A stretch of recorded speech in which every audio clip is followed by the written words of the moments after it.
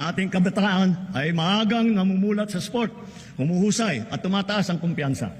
Sumusunod sila sa yapak ng ating mga kampyon at world-class na athlete tulad ni Senator Manny Pacquiao, ni Heidelin Diaz, ni Kaloy Yulo, Ira Villegas, Nesty Petesio, EJ Obiena, Alex Ayala, ang Paralympian natin na sina Gerald Mangliwan, Sandy Asusano, Angel May Otom at Ernie Gawilan. Sama na rin natin yung bago nating kampiyon, si PNP Chief Nick Torres.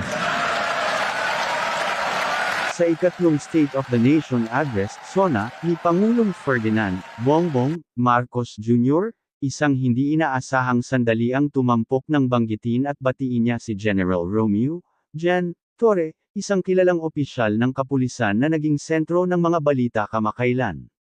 Sa gitna ng kanyang talumpati, pinasalamatan ni Pangulong Marcos si Gen Torre sa anyay, dedikasyon at matatag na serbisyo sa bayan, lalo na sa kampanya kontra kriminalidad at katiwalian sa hanay ng kapulisan.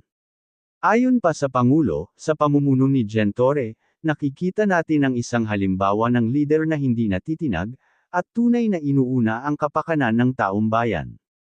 Agad na naging usap-usapan sa social media ang pagkakabanggit na ito, lalo na't may mga spekulasyon dati na tila may tensyon sa pagitan ng ilang opisyal ng gobyerno at ni Gen Torre. Sa kabila nito, pinatunayan ng SONA na nananatili pa rin ang tiwala ng Pangulo sa kanya. Si Gen Torre ay mas lalong nakilala sa kanyang tapang at tuwid na pamumuno, kaya naman maraming netizens ang natuwa sa pagkilala sa kanya ng Pangulo. May ilan ding nagsabing ito ay isang hakbang ng pagkakaisa sa loob ng gobyerno, lalo na sa harap ng mga hamon ng seguridad at kaayusan sa bansa. Tuta ng mga Duterte ang Supreme Court, ayon kay Attorney Gadon. Tuta ang Supreme Court, tuta ng mga Duterte. Tuta ang Supreme Court, tuta ng mga Duterte.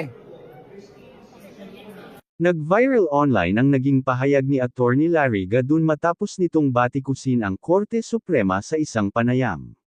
Sa kanyang matapang na pahayag, sinabi ni Gadon na tila, tuta, umano ng mga Duterte ang ilang miyembro ng Supreme Court, lalo na sa mga isyung may kaugnayan sa mga kaso at kontrobersyang kinahaharap ng dating Pangulong Rodrigo Duterte. Ayon kay Gadon, kapansin-pansin umano ang pananahimik ng Korte Suprema sa usapin ng International Criminal Court, ICC, investigation laban kay Duterte, gayon din sa mga umano'y pag-abuso sa kapangyarihan noong panahon ng kanyang administrasyon. Aniya, para bang nanginginig pa sila sa galit kapag may bumabatikos sa dating Pangulo, at sunod-sunuran lang sa kagustuhan ng kampo ni Duterte. Bagamat kilalang taga-suporta ng Marcos administration si Attorney Gadon, lumutang ang tanong kung bakit tila tumitindi ang tensyon sa pagitan niya at ng mga kaalyado ni Duterte. May ilan ding nagsasabing ang pahayag ni Gadon ay maaaring may kaugnayan sa mga internal na alitan sa loob ng administrasyon at sa politika ng mga alyansa. Samantala, hindi pa nagbibigay ng opisyal na pahayag ang Supreme Court kaugnay sa akusasyon ni Gadon.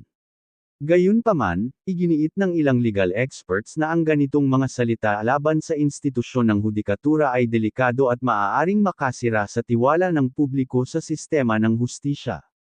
Patuloy ang pagbabantay ng taong bayan sa isyung ito, lalo na't lumalapit na rin ang panahon ng eleksyon at unti-unti nang umiinit ang mga palitan ng akusasyon sa pagitan ng iba't ibang kampo sa politika.